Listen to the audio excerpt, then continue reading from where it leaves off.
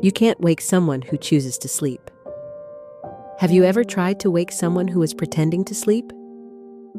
No matter how loud you call, they don't move because they don't want to. Life works the same way.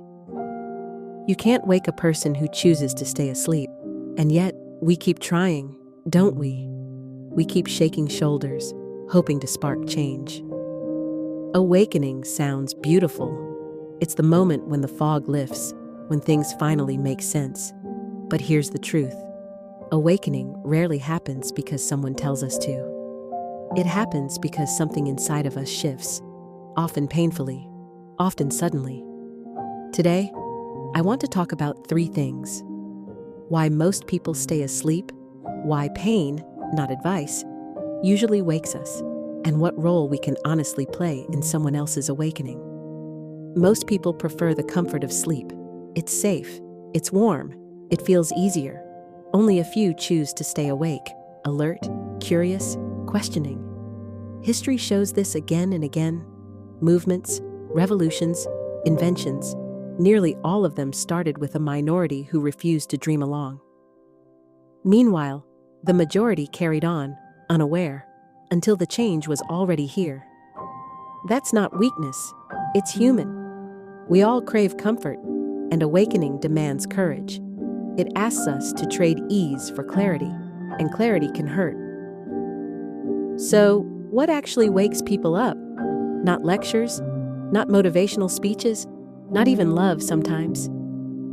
The real alarm clock is pain, a failed career, a broken relationship, a health scare, moments that tear down the illusion of safety.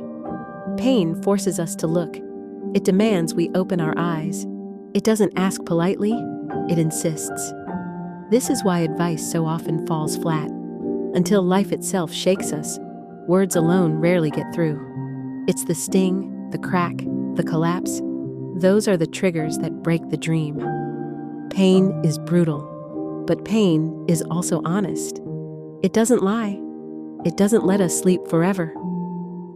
Now, here's the tension. If pain wakes us, what about those we love? Should we try to wake them before life does? We've all tried. We've given warnings. We've offered guidance.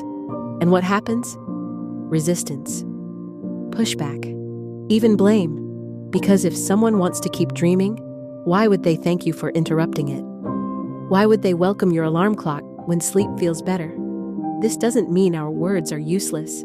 Sometimes a story or a question lands quietly, waiting in the background. Seeds are planted, but seeds don't grow until the soil is ready, until the rain comes, until the person decides, now I'll listen. You can't force that moment, and if you try too hard, you risk losing the connection altogether. So what can you do? If you can't force awakening, how do you help? You start with yourself. Stay awake in your own life. Live clearly. Model courage. Not perfectly, but honestly. Because when someone finally stirs, when their own pain shakes them awake, they won't need a preacher. They'll need a companion. Someone who understands. Someone who can guide without controlling, shine a light without blinding. Think of yourself not as the alarm clock, but as the lamp in the room. You don't shake them.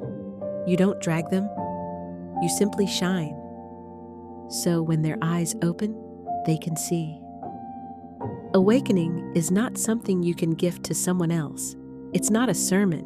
It's not a command. It's an inside job. A journey often sparked by suffering, sustained by courage, and confirmed by choice. So the real question is not, how do I wake others? The real question is, am I awake myself? Because if you are awake, your life becomes the invitation. Your clarity becomes the mirror. Your presence becomes the quiet proof that it is possible. So let me leave you with this. Where in your own life are you still half asleep? What alarms have you been ignoring?